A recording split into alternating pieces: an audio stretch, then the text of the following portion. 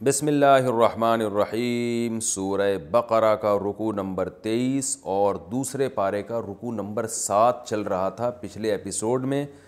اس کا لفظی ترجمہ چل رہا تھا اس رکوع کا، اور ہم یہاں تک پہنچے تھے کُلُوا واشربوا حتی یتبین لکم الخیط الابیض من الخیط الاسود من الفجر۔ اس آیت کا لفظی ترجمہ چل رہا تھا۔ آیت تو شروع ہو رہی ہے احل لکم لیلۃ الصیام سے، تو آیت آدھی ہو چکی تھی، آدھی آیت رہتی ہے۔ میں اس کا اب لفظی ترجمہ کرتا ہوں، پھر انشاءاللہ اس رکوع کی ہم تفسیر بیان کریں گے۔ فرمایا وَکُلُوا، اور کھاؤ، وَاشْرَبُوا، اور پیو، یعنی رمضان میں، حتیٰ یہاں تک کہ یتبین، واضح ہو جائے، تبین بیان سے نکلا ہے، یہاں تک کہ واضح ہو جائے، لکم تمہارے لیے،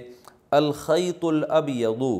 خیط عربی میں کہتے ہیں دھاگے کو۔ آپ نے لکھا دیکھا ہوگا سعودی عرب میں خیاط، درزی کو کہتے ہیں خیاط، یعنی دھاگوں سے سینے والا۔ ابیض سفید کو کہتے ہیں۔ یہاں تک کہ واضح ہو جائے تمہارے لیے سفید دھاگا، من الخیط الاسودی، کالے دھاگے سے، اسود سیاہ کو کہتے ہیں۔ یہاں تک کہ تمہارے لیے سفید دھاگا کالے دھاگے سے جدا ہو جائے، من الفجر، فجر سے، یعنی فجر کے وقت سے۔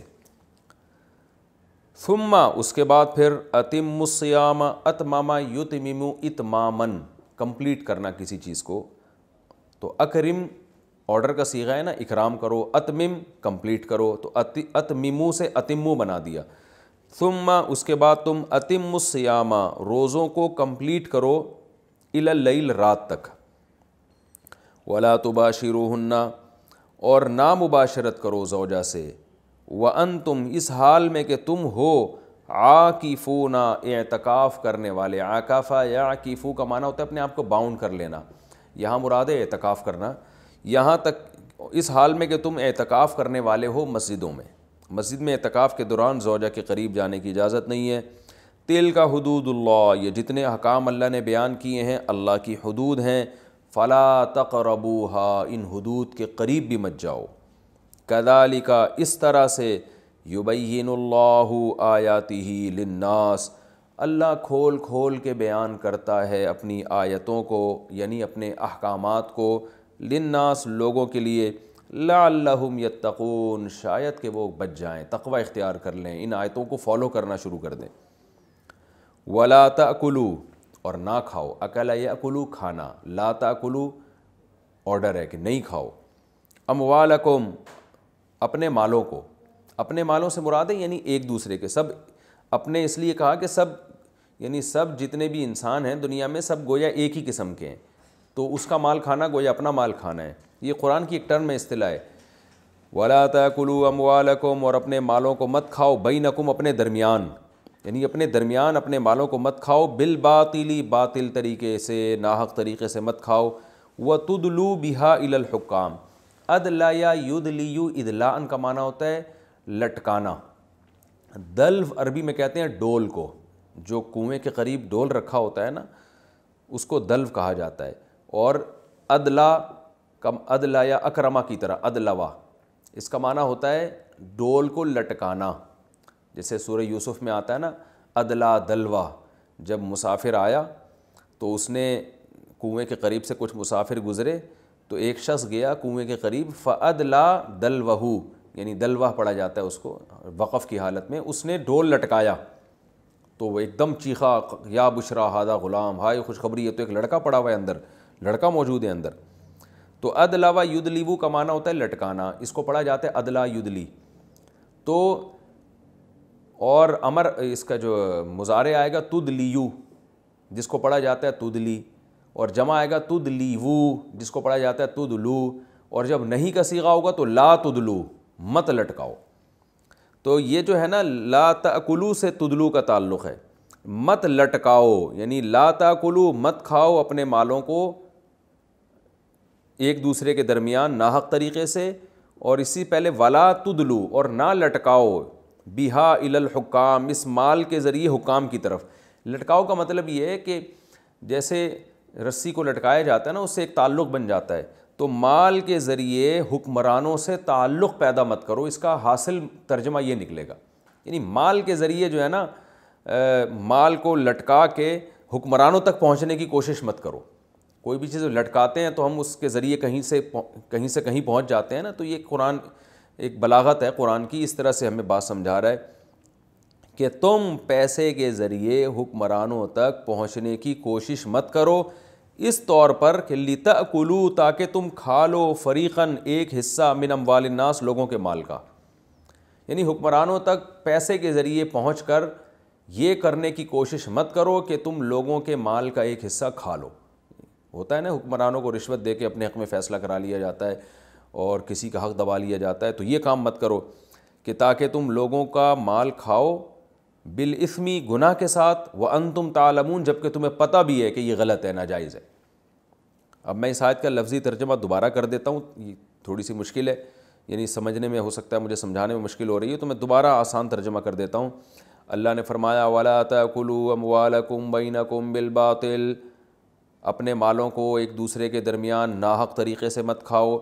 اور مال کے ذریعے حکمرانوں سے تعلق پیدا مت کرو اس نیت سے کہ تم لوگوں کا مال گناہ کے ذریعے کھانا شروع کر دو. یعنی گناہ کا مطلب ناحق طریقے سے لوگوں کا مال کا ایک حصہ تم کھانا شروع کر دو, حالانکہ تمہیں پتہ بھی ہے کہ یہ سب کیا ہے, غلط ہے, ناجائز ہے.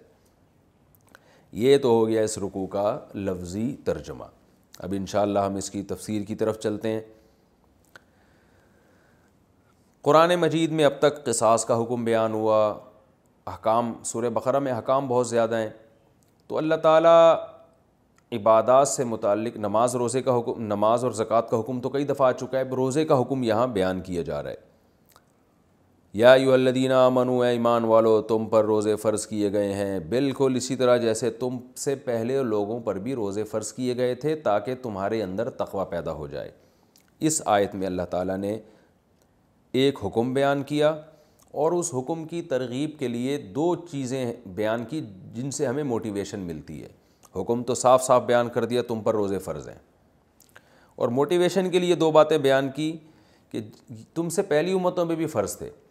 کیونکہ دیکھیں جو کام نیا ہوتا ہے نا, جو پہلے کسی نے نہ کیا ہو, تو انسان اس کو مشکل سمجھتا ہے. آپ پہلی دفعہ کسی کو حکم دے رہے ہو اس پہاڑی پہ چڑھو, وہ کہے گا مجھ سے پہلے بھی کوئی چڑھا ہے, نہیں کوئی نہیں چڑھا, تو آدمی 100 دفعہ ڈرتا ہے, یار پتہ نہیں کیا ہو جائے گا.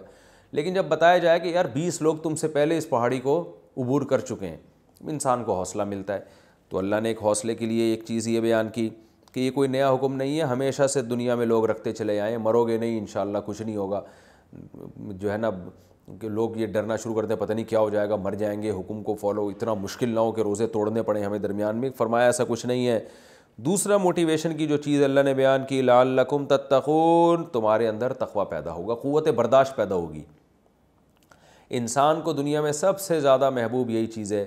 بھوک کے وقت کھانا, پیاس کے وقت پینا. تو یہ دو چیزیں جب انسان چھوڑتا ہے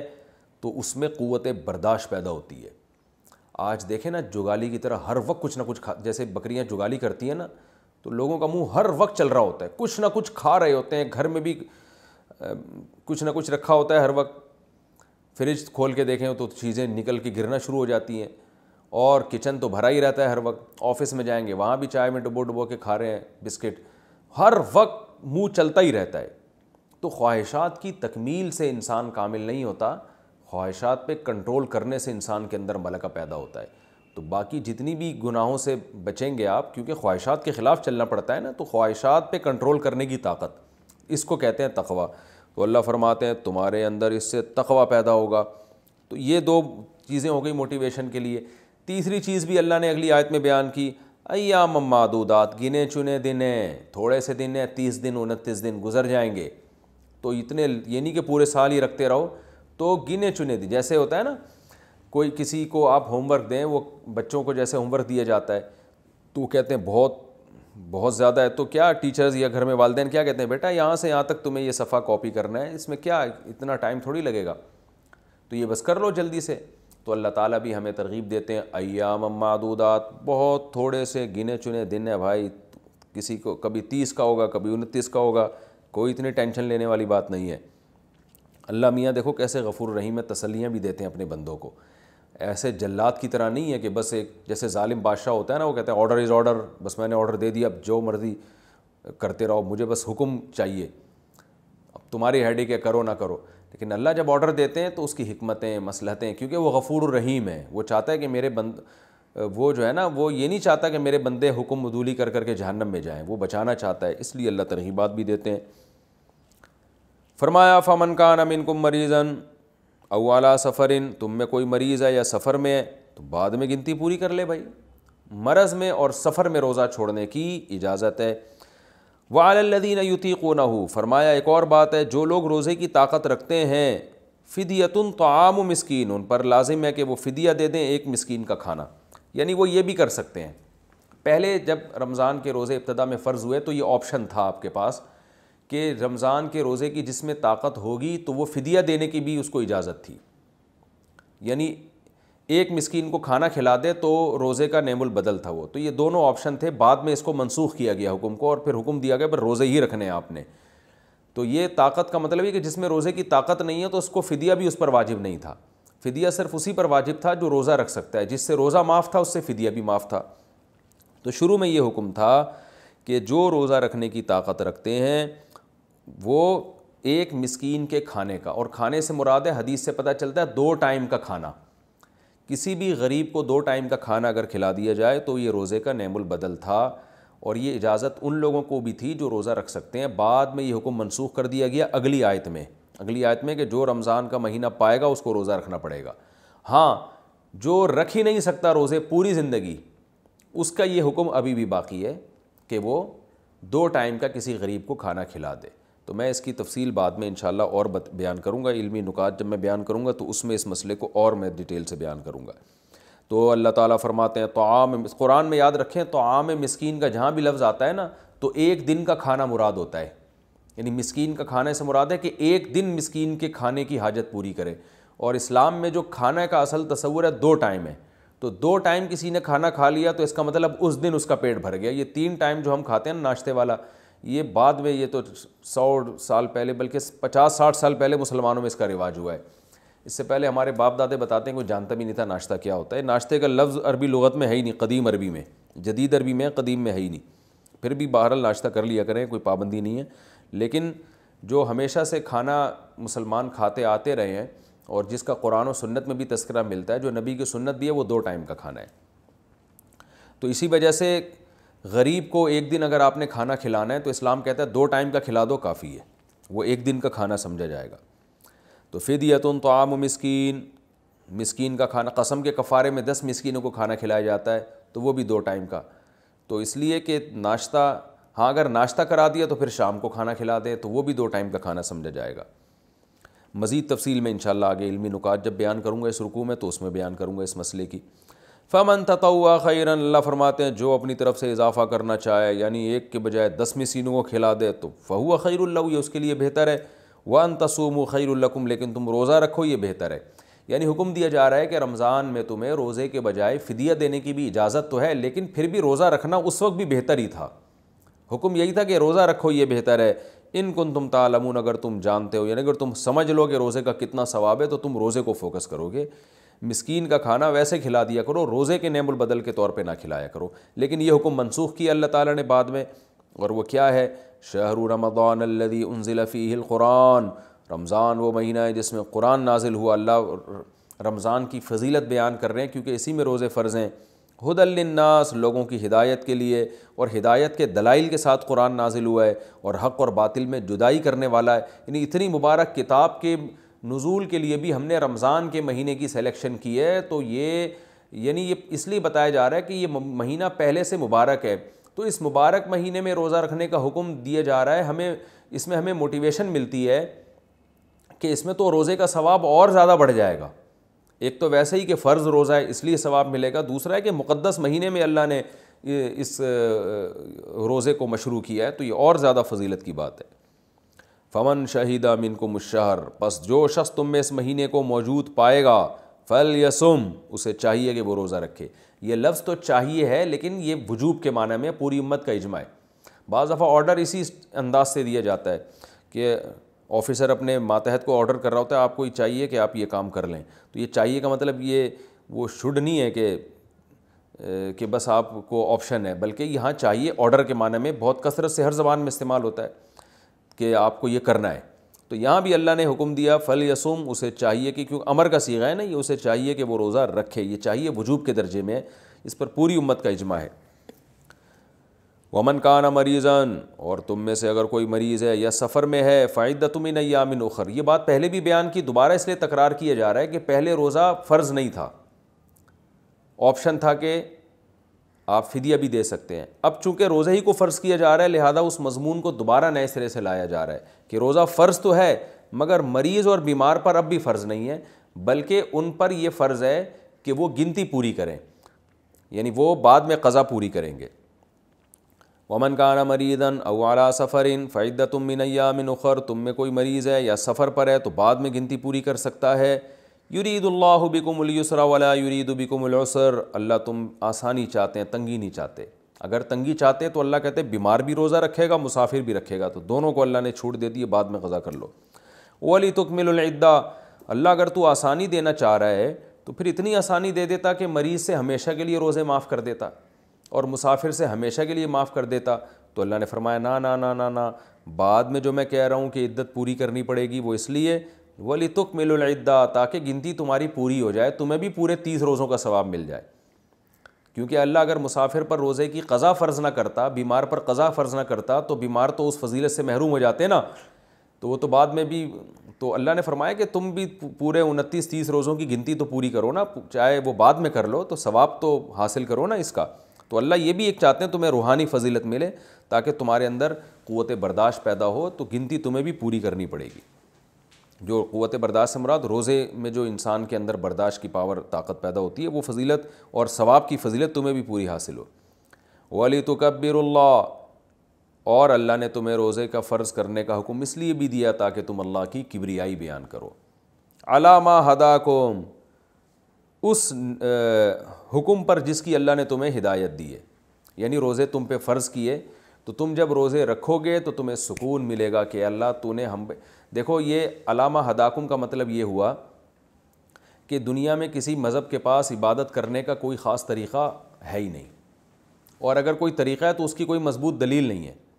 تو ہمیں اطمینان ہو گیا ان آیتوں کے نازل ہونے کے بعد کہ بھائی ہم جو رمضان کے روزے رکھتے ہیں بالکل اعلیٰ وجہ البصیرہ رکھتے ہیں کہ روزے کی یہ عبادت بالکل اسی طرح ہے جس طرح ہم پوری کر رہے ہیں، اور اللہ نے ہمیں یہ روزہ رکھنے کا حکم دیا تو ہمیں پورے کانفیڈنس کے ساتھ ایک عبادت کر رہے ہیں۔ تو جب یہ عبادت کمپلیٹ ہوتی ہے تو ہمیں ایک روحانی بھی سکون ملتا ہے، جسمانی سکون بھی ملتا ہے۔ جسمانی سکون تو یہ ہے کہ کھانے پینے کی چھٹی دے دی اللہ تعالیٰ نے، اب روحانی ہے کہ اللہ نے اتنی بڑی عبادت کروا لی۔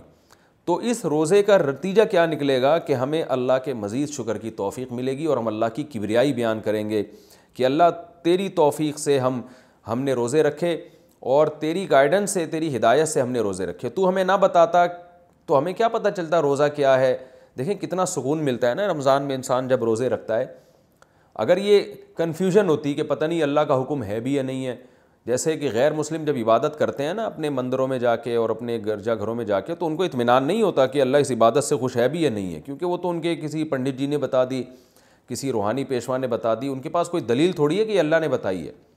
جبکہ ہم جب قرآن میں یہ آیتیں پڑھتے ہیں، ہم جب روزے رکھتے ہیں، ہمیں یقین ہے بھائی یہ کسی مولانا صاحب کا حکم نہیں ہے، کسی مفتی صاحب کا حکم نہیں ہے، یہ تو اللہ کا حکم ہے اور قرآن میں لکھا ہوا ہے صاف طور پہ، تو پورے کانفیڈنس کے ساتھ ہم یہ مجاہدہ کرتے ہیں۔ ایسے مجاہدے میں انسان کو اطمینان ہوتا ہے، شدید بھوک شدید پیاس برداشت کرتا ہے تو اسے پتہ ہے بھائی یہ اللہ کی خاطر ہے۔ جبکہ غیر مسلم اگر کوئی ایسا کام کرے گا تو وہ اطمینان ہی نہیں ہے، اس کو پتہ نہیں اس پہ کچھ مل بھی رہا ہے کہ یا میں فضول میں اپنا ٹائم ویسٹ کر رہا ہوں، میں یہ خام خواہ کا مجاہدہ کر رہا ہوں میں۔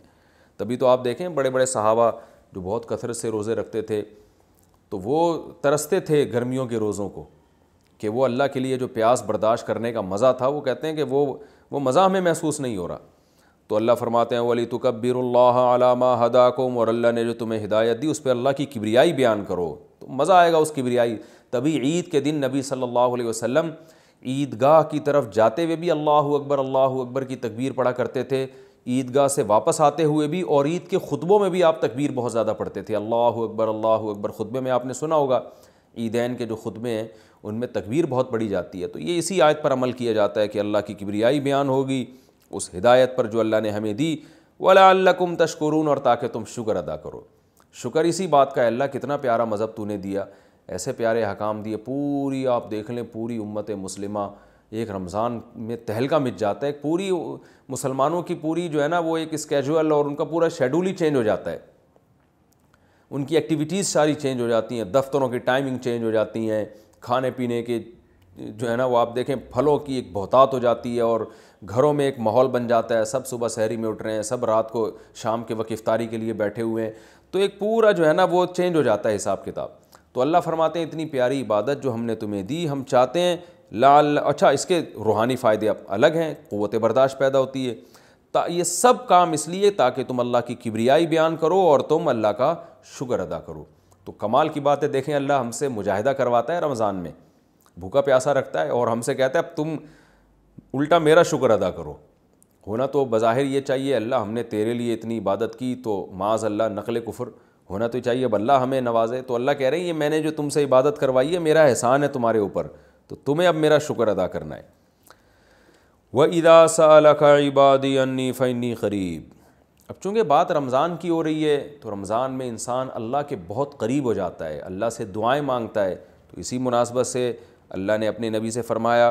کہ جب میرے بندے آپ سے میرے بارے میں پوچھیں تو آپ ان کو بتا دیں انی قریب، میں تمہارے قریب ہوں، اجیب دعوت الداع، جب بھی کوئی داعی مجھے پکارتا، یہ اصل میں داعی تھا، یا کو حذف کر دیا، جب بھی کوئی پکارنے والا مجھے پکارتا ہے تو میں اس کی پکار کا جواب دیتا ہوں۔ تو رمضان میں اس لیے اس کا رمضان کی مناسبت سے کہ رمضان میں انسان کو دعاؤں کی توفیق زیادہ ملتی ہے، لیکن حکم یہ عام ہے جب بھی پکارو گے میں تمہاری پکار کو سنوں گا، فَلْيَسْتَجِیبُوا لِی، لہذا میری پکار پر بھی تم لبیک کہو، میں جو حکام کہہ رہا ہوں ان کو فالو کرو، وَلْيُؤْمِنُوا بِی، اور مجھ پر ایمان رکھو۔ ایمان رکھنے کا مطلب یہ ہے کہ ہم بسا اوقات اللہ کو پکارتے ہیں، ہمیں لگتا ہے ہماری دعا تو قبول ہو نہیں رہی، تو اللہ فرماتے ہیں مجھ پر تسلی رکھو، میں دعائیں سن کے قبول کر رہا ہوں۔ اب قبولیت کے طریقے مختلف ہیں، کسی کو اللہ وہی چیز دے دیتے ہیں، آپ اللہ سے مال و دولت مانگ رہے ہیں، اللہ یعنی رزق میں وسعت مانگ رہے ہیں تو اللہ رزق میں وسعت دے دیتا ہے۔ بعض دفعہ اللہ تعالیٰ رزق میں وسعت تو نہیں دیتا مگر مزید غربت سے بچا لیتا ہے آپ کو۔ بعض دفعہ یہ ہوتا ہے کہ اللہ کوئی آئی ہوئی آفت آپ سے ٹال دیتے ہیں۔ بعض دفعہ یہ ہوتا ہے کہ کچھ بھی نہیں تو آخرت میں ثواب دے دیتے ہیں۔ تو اب کس کے حق میں دعا کس طرح سے قبول ہوگی یہ اللہ پہ چھوڑ دیں۔ تو اس لیے اللہ فرماتے ہیں وَلْيُؤْمِنُوا بِی، ایمان مجھ پہ رکھو، لَعَلَّهُمْ يَرْشُدُونَ، تاکہ تم سیدھے راستے پہ چلنا شروع ہو جاؤ، کیونکہ یہ سارے کام کرو گے تو تم پھر تم صحیح راستے پہ چلنے والے کہلاؤ گے، ورنہ بہک جاؤ گے، بھٹک جاؤ گے۔ آگے ایک آیت جو ہے اس کا ایک شان نزول ہے۔ جب اسلام میں روزے فرض ہوئے تو حکم یہ تھا کہ افطاری کرنے کے بعد، جب آپ غروب آفتاب کے بعد افطاری کرتے ہیں نا،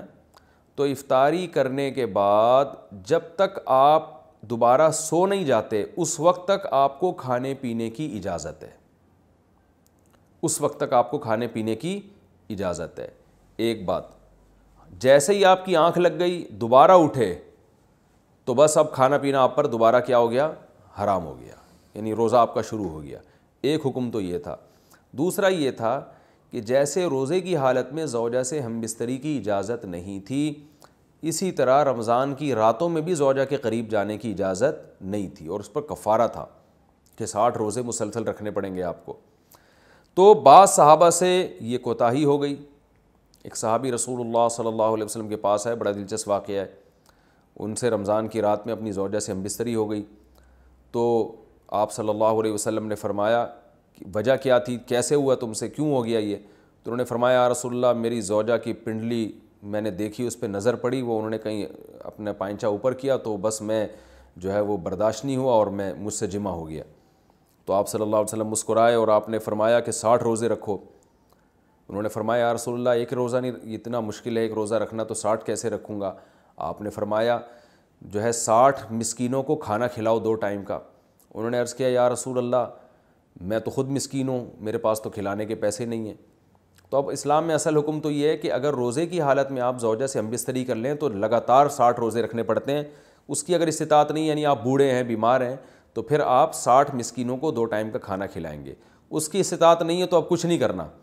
اب یہ انتظار کرنا ہے کہ جب استطاعت پیدا ہو جائے تو 60 مسکینوں کو کھانا کھلانا ہے آپ نے، ورنہ بیٹھے رہیں آرام سے۔ لیکن نبی صلی اللہ علیہ وسلم نے ان کی دل جوئی کے لیے اور کہ چلو کچھ تو تھوڑی بہت ان کو سزا ملے، تو آپ صلی اللہ علیہ وسلم نے ان کو حکم دیا کہ اچھا چلو 60 مسکینوں کو کھلا بھی نہیں سکتے، غریب ہو، تو پھر ایسا کرو کہ صحابہ کو حکم دیا اچھا پھر انہوں نے فرمایا کہ آپ صلی اللہ علیہ وسلم نے فرمایا کہ ٹھیک ہے، صحابہ کو حکم دیا ان کے لیے کچھ چندہ کرو اور ان کو دو تاکہ یہ کسی غریب کو صدقہ کر دیں، کچھ تو تلافی ہو نا جو غلطی ان سے ہوئی ہے۔ تو صحابہ نے سب نے کچھ چندہ کیا اور ان صحابی کو پکڑایا کہ بھائی مدینہ میں کسی مسکین کو صدقہ کر دو۔ تو انہوں نے عرض کیا یا رسول اللہ مجھ سے زیادہ مسکین کو صدقہ کروں میں، یعنی سب سے بڑا مسکین تو میں ہی ہوں۔ تو آپ صلی اللہ علیہ وسلم ہنس پڑے اور آپ صلی اللہ علیہ وسلم فرمایا جاؤ کھاؤ، ٹھیک ہے نا، کھاؤ اور اپنے اہل و عیال کو کھلاؤ۔ تو یہ بڑا دل لگی کا معاملہ ہو گیا ان صحابی کے ساتھ۔ تو لیکن اللہ تعالیٰ نے حکم یہ نازل کیا کہ رمضان کی راتوں میں تمہارے لیے زوجہ کے قریب جانا جائز ہے، اس کی اجازت دے دی اللہ تعالیٰ نے،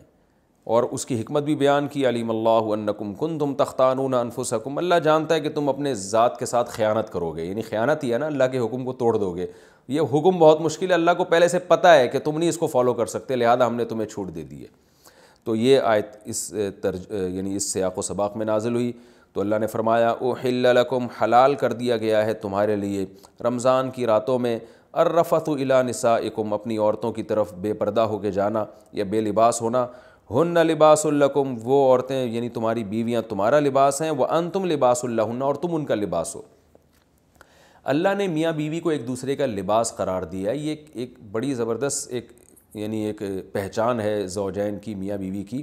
لباس اس لیے کہ لباس کا کام ہوتا ہے آپ کے ان اعضاء کو چھپانا جو آپ کے لیے ضروری تو ہیں لیکن آپ دنیا کے سامنے اس کو دکھانا نہیں چاہتے، وہ آپ کی بے عزتی کا ذریعہ بنتے ہیں۔ تو اللہ تعالیٰ نے مرد میں بھی سیکشول ڈیزائرز رکھی ہیں، عورت میں بھی سیکشول ڈیزائرز رکھی ہیں، اور یہ ڈیزائرز انسان کی فطرت ہیں، لیکن فطرت کے باوجود کوئی بھی ان چیزوں کو نمایاں نہیں کرنا چاہتا۔ یعنی جیسے آپ نے جانور دیکھے ہوں گے، وہ کھلے عام اپنی اس خواہش کو پورا کر رہے ہوتے ہیں، تو مرد اور عورت میں اللہ نے یہ خواہش تو رکھی ہے، مگر وہ کوئی بھی یہ نہیں چاہتا شریف آدمی کہ میں اپنی اس خواہش کو اس طرح سے پورا کروں کہ لوگوں کو پتہ چل رہا ہو، اس میں انسان کی بے عزتی ہے، رسوا ہو جاتا ہے۔ تو اندرون خانہ ہی میاں بیوی ایک دوسرے کی اس خواہش کو پورا کرنے کا ذریعہ بنتے ہیں، اور وہ ایک دوسرے کے ایک ایسی خواہش کو جو ایک عیب سمجھی جاتی ہے دنیا کی نگاہوں میں، اس عیب کو اندرون خانہ پورا کر کے اس کے چھپا دیتے ہیں ان عیبوں کو۔ اگر وہ میاں بیوی ایک دوسرے کے لیے لباس نہ بنے اور ایک دوسرے کے اس عیب پہ پردہ نہ ڈالیں، یعنی ایک دوسرے کی خواہش کی تکمیل کا ذریعہ نہ بنے، تو اس بات کا امکان ہوتا ہے کہ یہ دونوں مرد بھی اور عورت بھی کسی اور طریقے سے اپنی خواہش پوری کر کے دنیا کے سامنے ذلیل اور رسوا ہو جائیں۔ ظاہر ہے طوائف خانوں کا رخ کریں گے یا اور کسی طرح سے جو ہے نا زنا کی کوشش کریں گے، تو اس میں آخرت کی رسوائی بھی ہے اور بعض دفعہ دنیا کی رسوائی کا ذریعہ بھی بنتی ہے یہ چیز۔ تو میاں بیوی اندرون خانہ ہی بند کمرے میں ایک دوسرے کی اس خواہش کو پورا کر کے ایک دوسرے کی خواہش پہ پردہ ڈال دیتے ہیں، بالکل جیسے لباس آپ کے جو جسم کے پوشیدہ اعضاء ہیں ان کو چھپا دیتا ہے۔ تو دو کام کرتا ہے لباس، ایک تو یہ کہ آپ کے جسم کے جو پوشیدہ اعضاء ہیں ان کو چھپا بھی دے گا، اور دوسرا لباس زینت کا کام بھی کرتا ہے، جب آپ لباس پہن کے باہر نکلتے ہیں تو اور اچھے بھی لگتے ہیں۔ تو اللہ تعالیٰ نے ایسا ایک انتظام کیا، میاں بیوی کو ایک دوسرے کے لیے ایسا بنایا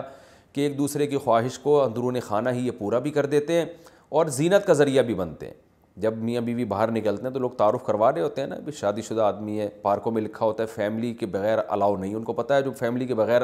ہوتا ہے وہ قابل عزت نہیں ہوتا، فیملی والا آدمی قابل عزت ہوتا ہے۔ تو وہ زینت کا ذریعہ بھی بنتے ہیں کہ بھائی شادی شدہ آدمی ہے، بال بچوں دار آدمی ہے، بال بچوں والا آدمی ہے، تو زینت اس لحاظ سے بھی کہ لوگوں کو اس سے خطرہ بھی کم ہوتا ہے، وہ ایسی اوباش لڑکوں جیسی حرکتیں بھی یعنی حرکتیں بھی نہیں کرتا، اور زنا سے بھی بچ جاتا ہے وہ، تو اس لحاظ سے بھی لوگوں کو اس سے خطرہ نہیں ہوتا۔ تو ہر لحاظ سے ایک دوسرے کی زینت کا ذریعہ بنتے ہیں اور ایک دوسرے کی عیبوں پہ پردہ ڈالنے کا ذریعہ بنتے ہیں۔ تو یہ ایک اللہ تعالیٰ نے پہچان کروائی ہے، اور اس میں اللہ نے عورت کا ذکر پہلے کیا، مرد کا بعد میں کیا، اس میں کیا حکمتیں ہیں، یہ ایک لمبا ٹاپک ہے، میں بیانات میں ذکر کر چکا ہوں، پھر تفسیر میں اس طرح کی باتیں ہوں گی تو بہت لمبی تفسیر ہو جائے گی۔ آگے اللہ نے فرمایا علیم اللہ انکم کنتم تختانون انفسکم، اللہ کو پتہ ہے تم اپنے نفس کے ساتھ خیانت کرو گے۔ خیانت کا مطلب جب اللہ کے حکم کو توڑو گے تو اپنے ساتھ ہی خیانت ہے نا یہ، تو اللہ کو پتہ ہے کہ تم اس حکم کو فالو نہیں کر سکتے، یعنی رمضان کی راتوں میں بھی ہم پابندی لگا دیں تو پورا مہینہ زوجہ سے دور رہنا تمہارے لیے بڑا مشکل ہو جائے گا، اس لیے اللہ نے حکم دے دیا فتاب علیکم، اللہ تم پر متوجہ ہوا، وعفا عنکم، اور جو کوتاہی تم میں سے ہو چکی ہے، ان صحابی سے کوتاہی ہوئی تھی اللہ نے معاف کر دی، فالآن، پس اب تمہیں اجازت ہے، باشروہن، ان سے تم ہم بستری کر سکتے ہو، یعنی رمضان کی راتوں میں۔ وَابْتَغُوا مَا كَتَبَ اللَّهُ لَكُمْ، اور وہ اولاد تلاش کرو، وہ چیز تلاش کرو جو اللہ نے لکھ دی ہے تمہارے لیے، یعنی اس سے مراد ہے اولاد۔ تو اب یعنی زوجہ کے قریب اس نیت سے جاؤ کہ تمہیں اولاد ملے۔ تو یہاں بھی کچھ باتیں، پہلی سوال یہ پیدا ہوتا ہے کہ جب اللہ نے اس حکم کو منسوخ ہی کرنا تھا، اللہ تعالیٰ نے رمضان کی راتوں میں زوجہ سے ہم بستری کی اجازت دینی ہی تھی، تو پھر پہلے پابندی کیوں لگائی جب منسوخ ہی کرنا تھا؟ تو مشرکین یہ اعتراضات کیا کرتے تھے کہ قرآن ایک بات پہ معاذ اللہ قائم کیوں نہیں رہتا، منسوخ کیوں کر دیتا ہے؟ اس کا مطلب ہے کہ یہ اللہ کا حکم نہیں ہے بلکہ یہ تو نبی نے اپنی طرف سے بنایا ہوا ہے، کیونکہ نبی جو ہے نا وہ حکم چینج کرتے رہتے ہیں۔ تو یاد رکھیں ایسا نہیں ہے، قرآن جب کسی حکم کو منسوخ کرتا ہے تو قرآن میں پہلے گزر چکا نا، ما ننسخ من آیت او ننسیھا ناتی بخیر منھا او مثلھا۔ بعض دفعہ حکمتیں ہوتی ہیں، اللہ کے علم میں تو یہ ہوتا ہے کہ میں نے اس حکم کو چینج کرنا ہے، لیکن اللہ تعالیٰ پہلے ایک حکم نازل کرتے ہیں یہ بتانے کے لیے کہ ہماری اصل منشا تو یہ تھی کہ یہ حکم نازل ہو، لیکن پریکٹیکلی کروایا گیا کہ تم کمزور ہو تو، اور کمزوری کی وجہ سے تم اس حکم کو فالو نہیں کر سکتے، تو اللہ کتنا غفور الرحیم ہے، اپنے اصل قانون کو چینج کر رہا ہے۔ تو اگر شروع ہی سے یہ حکم نازل ہوتا نا کہ رمضان کی رات میں زوجہ کے قریب جانے کی اجازت ہے، تو یہ جو اللہ کی ایک رحمت اپنے بندوں کے اوپر ہے، یہ رحمت نمایاں نہ ہوتی کہ اللہ اپنے بندوں، اللہ کی یعنی اللہ تعالیٰ نے بھی حکام میں لچک رکھی ہے، اور اپنے بندوں کے مزاج کی اور اپنے بندوں کے جو ہے وہ طبیعت کی اور ان کی طاقت اور قوت کو دیکھ کر اللہ نے حکام بنائے ہیں۔ اس کی مثال ایسے ہے جیسے 28ویں پارے میں آتا ہے کہ اللہ تعالیٰ نے صحابہ کرام کو حکم دیا تھا کہ جب نبی کے پاس جاؤ بات چیت کرنے کے لیے، آپ سے سرگوشی کرنے کے لیے، تو پہلے صدقہ کیا کرو، لیکن ابھی کسی صحابی نے صدقہ کیا ہی نہیں کہ اللہ نے حکم کو منسوخ کر دیا اور فرمایا کہ تمہارے لیے یہ حکم بہت شاق ہے، لہذا اب تمہیں اجازت ہے کہ بغیر صدقے کے نبی کے پاس چلے جاؤ۔ تو وہاں بھی علماء نے حکمت بیان کرتے ہیں کہ اللہ تعالیٰ اگر شروع سے یہ حکم دے دیتا نا کہ بغیر صدقے کے چلے جاؤ، تو وہ جو اللہ تعالیٰ کی اپنے بندوں کے ساتھ ایک لطافت والا معاملہ ہے، رحمت والا معاملہ ہے، وہ ظاہر نہ ہوتا۔ تو یہاں بھی ایسا ہی ہے، اللہ نے فرمایا کہ ہمیں پتہ ہے کہ تم نہیں حکم کو فالو کر سکتے، ہم نے حکم تو دیا ہے، تم دیکھو پریکٹیکلی کروا دیا اللہ تعالیٰ نے کہ تم سے اس پر عمل نہیں ہو رہا، لہذا جاؤ، تمہیں اجازت دی جاتی ہے کہ تم زوجہ کے قریب رات کو جا سکتے ہو، کوئی حرج نہیں ہے اس میں، لیکن جانے سے تمہاری نیت کیا ہونی چاہیے؟ وَابْتَغُوا مَا كَتَبَ اللَّهُ لَكُمْ، جو اولاد اللہ نے تمہارے لیے لکھ دی ہے اس کو تلاش کرو۔ تلاش کا مطلب نیت کرو کہ شاید اللہ مجھے اس سے نیک صالح اولاد دے دے۔ اس سے اس پتہ چلتا ہے کہ اسلام اولاد کی کثرت پر کتنا حریص ہے،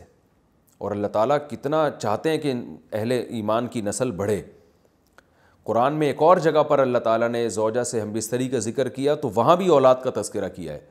وَقَدِّمُوا لِأَنفُسِكُمْ، فرمایا کہ حالت حیض میں تم زوجہ کے قریب نہیں جا سکتے، لیکن جب تم زوجہ کے یعنی جب پاک ہو جائے تو پھر زوجہ کے قریب جاؤ۔ وَقَدِّمُوا لِأَنفُسِكُمْ، اور اپنی ذات کے لیے آخرت میں ذخیرہ کرو۔ تو یہاں بھی مفسرین کہتے ہیں کہ اس سے مراد ہے کہ اولاد پیدا کرنے کی نیت سے جاؤ تاکہ وہ آخرت میں تمہارے لیے ذخیرہ بنے۔ تو فیملی پلاننگ کی جو دعوت ہے نا، اس کا قرآن و سنت سے دور دور کا بھی کوئی واسطہ نہیں ہے۔ جیسے ڈاروین کا جو نظریہ ہے نا کہ انسان بندر سے وجود میں آیا ہے، یہ اسلام کے بالکل اگینسٹ ہے۔ اسلام نے صاف لفظوں میں کہا ہے، اور صرف قرآن نے نہیں، تورات اور انجیل میں بھی یہ بات ہے کہ براہ راست اللہ نے حضرت آدم کو مٹی سے پیدا کیا، اور پھر ان کی پسلی سے اللہ نے اماں حوا کو پیدا کیا۔ یہ انسان بندر کی کوئی ترقی یافتہ شکل ہرگز نہیں ہے۔ بندر بالکل ایک الگ نسل ہے، وہ ٹھیک ہے اس کی بہت ساری چیزوں میں انسان سے مماثلت ہے، وہ ایک الگ بات ہے، لیکن اور مماثلت اس لیے کہ اللہ نے قرآن میں فرمایا کہ امم امثالکم، قرآن میں ایک جگہ آتا ہے کہ یہ جتنے بھی انسان مخلوق ہیں نا، یہ تمہاری طرح کی ایک امت ہے، یعنی ان میں اللہ تعالیٰ نے بہت ساری چیزیں سیم رکھی ہیں تاکہ انسان ان سے مانوس ہو۔ اگر یہ جانور کوئی الگ ہی خلائی مخلوق ہوتے تو پھر انسان جو ہے نا ان جانوروں سے مانوس نہ ہوتا، ان میں دلچسپی نہ لیتا۔ جیسے کوئی جن کو دیکھ کے لوگ ڈر جاتے ہیں تو ایسے شیر کو دیکھ کے بھی لوگ ڈر جاتے ہیں۔ تو اللہ نے کچھ نہ کچھ مماثلت اس نیت سے رکھی ہے کہ انسانوں میں اور جانوروں میں کچھ مماثلت رہے، کہ انسان کو تھوڑی بہت ان سے انسیت ہو۔ تو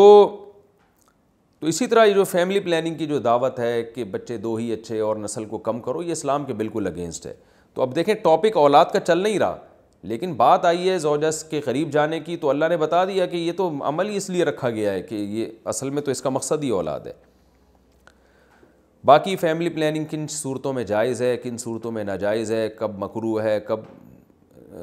حرام ہے اور کب مستحب ہے، یہ اس کے ایک الگ احکام ہیں جو میں بیانات میں بتاتا رہتا ہوں، وہ آپ کسی بھی علماء سے آپ پوچھ سکتے ہیں، اس کا بھی تفصیل کا یہاں موقع نہیں ہے۔ تو ایک حکم تو یہ منسوخ کیا گیا۔ دوسرا وَكُلُوا وَاشْرَبُوا حَتَّى يَتَبَيَّنَ لَكُمْ، رمضان کی راتوں میں تو کھانے پر پابندی تھی کہ اگر آنکھ لگ گئی تو اب بس گئے، تو بعض صحابہ جو تھے وہ غلطی سے ان کی آنکھ لگ گئی، اٹھے تو پتہ چلا بھئی یہ تو اب تو کھانا پینا حرام ہو گیا، اور وہ 24 گھنٹے کا روزہ ہونے لگا ان کا۔ تو اللہ نے فرمایا اب تمہیں اجازت دی جا رہی ہے، کلوا واشربوا، کھاؤ اور پیو، حتیٰ یہاں تک کہ یتبین لکم الخیط الابیض من الخیط الاسود، کہ تمہارے لیے سفید دھاگا سیاہ دھاگے سے ممتاز اور جدا ہو جائے فجر کے وقت سے۔ یعنی سیاہ دھاگا سے مراد ہے کہ دھاگے سے مراد ہے لائن۔ جب مشرق کی طرف سورج نکلنا شروع ہوتا ہے نا فجر کے وقت میں، تو پہلے تو اندھیرا ہوتا ہے جب سورج نیچے ہوتا ہے، جیسے ہی سورج اوپر آتا ہے تو ایک روشنی ایسے سیدھی پھیلتی ہے، یوں نیچے سے اوپر کی طرف ایسے، تو عمود جسے کہتے ہیں۔ جب یہ روشنی ہوتی ہے تو اس کو صبح کاذب کہتے ہیں، جھوٹی صبح، یہ صحیح صبح نہیں ہے۔ پھر کیا ہوتا ہے کہ پھر ایک روشنی اس طرح پھیلنا شروع ہوتی ہے، یعنی ایسے اس طرح جو ہے نا لائن کی شکل میں سیدھی لیٹی ہوئی، جسے لائن کہتے ہیں، اس طرح جو روشنی پھیلتی ہے وہ صبح صادق ہوتی ہے۔ اور ان دونوں لائنوں کے درمیان جو فرق ہے نا وہ تقریباً کراچی اور پاکستان میں 15 سے 20 منٹ کا ہوتا ہے، یعنی صبح کاذب جھوٹی صبح اور صبح صادق میں۔ تو یہ جو لائن پھیلتی ہے اس کو خیط ابیض قرآن کہہ رہا ہے، یعنی سفید دھاگا کالے دھاگے سے، کالے دھاگے مطلب پہلے جو بالکل سیاہ تھا وہ کالی لائن تھی، اب اس میں ایک سفید لائن آ گئی، تو سفید لائن جب بالکل ممتاز ہو جائے، صاف پتہ چل جائے کہ وائٹ جو ہے نا روشنی پھیلنا شروع ہو گئی ہے ایسے لائن یوں کر کے، تو یہ سفید دھاگا ہے اور وہ کالا دھاگا ہے، یعنی جو کالے دھاگے میں وہ سفید دھاگا ممتاز نظر آنا شروع ہو جائے تو اللہ فرماتے ہیں اس وقت تک تم کھا سکتے ہو، جس کو ہم سحری کا وقت کہتے ہیں کہ بھئی سحری کا وقت اب ختم ہو گیا ہے، سحر کا وقت، اور اب جو ہے صبح کا وقت شروع ہو گیا اور فجر کی نماز کا وقت بھی شروع ہو گیا، جس کو عربی میں فجر کا وقت بھی کہتے ہیں۔ تو یہ من الفجر جو ہے نا یہ کب نازل ہوا؟ پہلے تو اتنی آیت نازل ہوئی تھی کہ تمہارے لیے سفید دھاگا سیاہ دھاگے سے ممتاز ہو جائے، تو یہاں بھی اللہ نے ایک اپنی رحمت کا معاملہ کیا، کیونکہ یہ کنایا ہے صبح صادق سے۔ تو ہوا یہ کہ ایک صحابی بیچارے رات کو بیٹھ گئے، وہ اپنے تکیے پہ نا ایک کالا دھاگا اور سفید دھاگا رکھ کے، اور صبح دیکھنے لگے کہ جب یہ دونوں میں فرق پتہ چلے گا تو میں کھانا پینا بند کر دوں گا۔ تو نبی صلی اللہ علیہ وسلم نے ان کو فرمایا کہ بھئی اس سے مراد صبح صادق ہے، یہ نہیں کہ واقعی سفید دھاگا لے کے بیٹھ جاؤ۔ تو پھر اللہ تعالیٰ نے من الفجر کا لفظ بھی آسمان سے نازل کیا، صرف من الفجر یہ لفظ نازل ہوا کہ اس سے مراد کیا ہے؟ فجر۔ ثم اتموا الصیام الی اللیل، تو اس وقت تک تم کھا سکتے ہو، اس کے بعد مکمل کرو روزوں کو رات تک۔ رات سے مراد غروب آفتاب ہے،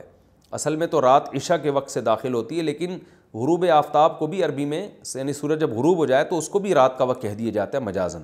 تو اس میں پوری امت کا اجماع ہے سوائے شیعہ حضرات کے، وہ جب ستارے طلوع ہوتے ہیں تو اس وقت وہ کرتے ہیں، ورنہ پوری امت جو اہل سنت والجماعت کے چاروں مکاتب فکر ہیں، حنفی، مالکی، شافعی، احمد بن حنبل اور صحابہ کرام، یہ سب اس پر تقریباً متفق ہیں کہ غروب آفتاب کا وقت ہے اصل، اور نبی صلی اللہ علیہ وسلم سورج مکمل غروب ہوتے ہی روزہ کھول لیا کرتے تھے۔